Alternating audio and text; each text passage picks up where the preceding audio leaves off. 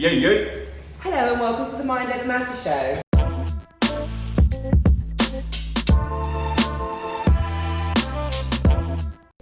I remember when you told me you'd fallen off the wagon and you were like, there was this immediate thing of, I've let everyone down, I need to tell everyone what I've done, I need to confess. And it was like, no, you need to find your peace and work out what you're doing now. You don't actually owe anyone an explanation.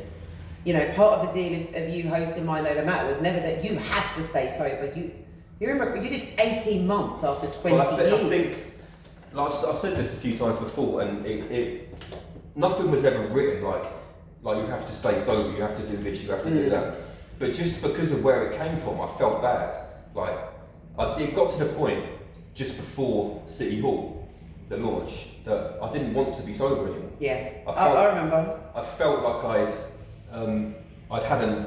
signed up for 2 months. I didn't sign up for a lifetime of sobriety, complete sobriety. And that time it was, you were getting to a point where... But I needed it. Well... I needed the 18 months, I really did. Like, I didn't like it, a lot of it. Like, I liked the first year. I thought you meant you needed the fall off. No. Like, the first year I enjoyed it because it was new. I'd never been sober since I was like 12, I think 11 or 12 was... And I think we said at the time as well, Mind Over Matter is and always will be an amazing vehicle to help to support you with your journey of healing. But it will never be it's never the answer. There has to be deeper work in that. That's something they say in AA is don't attach your higher power to something living. Yeah. Because it can die.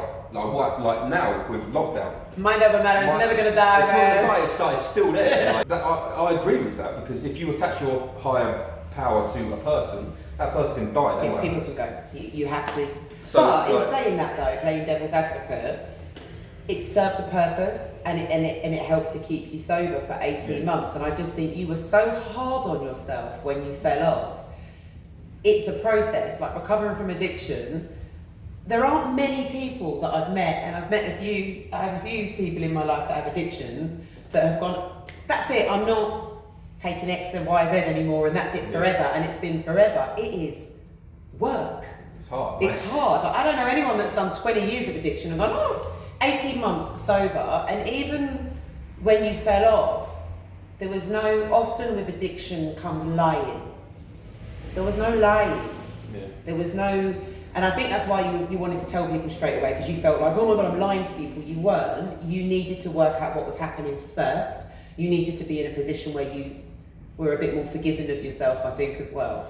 But it literally came from because no one ever said you can't ever fall off the wagon, but the intention was for me to stay sober until I realised I didn't want to be sober.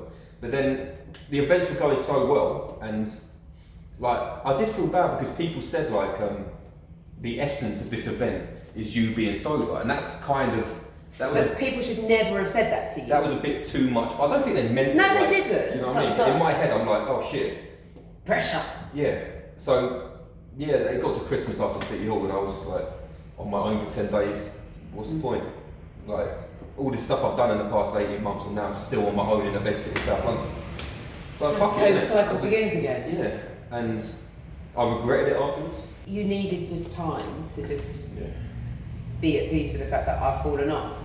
And I feel shit about it, but it's not the end. It wasn't the end of the world. And also, I think a little part of you, even if it's subconsciously thought, does this mean it's the end of Mind Over Matter? That was the issue. And I think that was the issue. It's like, no, it means you've fallen off the wagon, and you're going to need a bit more support with Mind Over Matter right now. I just needed someone else to, because I sort of knew that, but that was my main thing. I was like, shit, because of where it came from. And I remember, because every event I said, right, I got sober.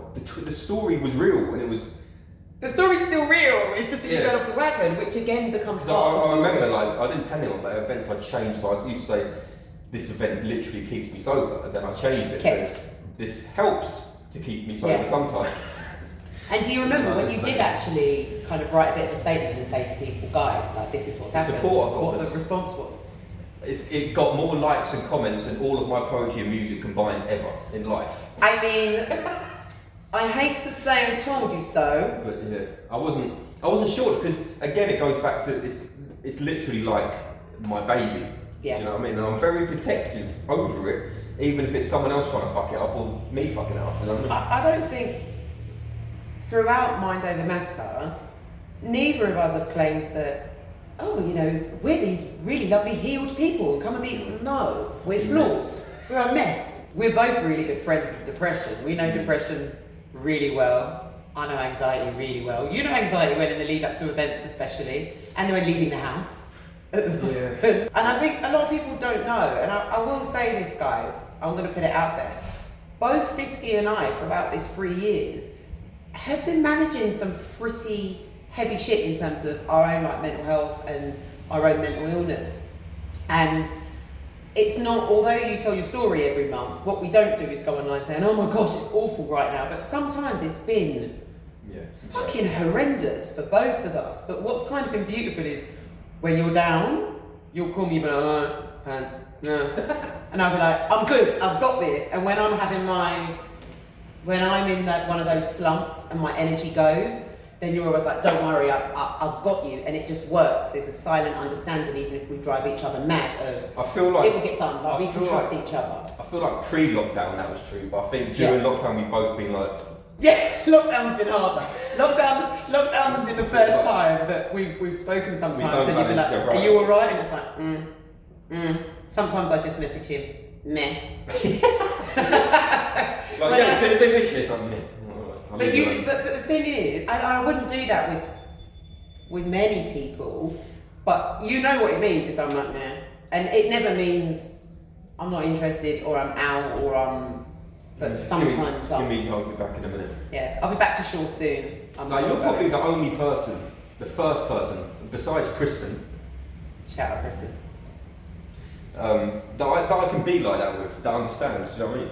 When you text me and say, nah, or I can text you and say, I'm just not doing this, you don't question it. No, because there's no need to.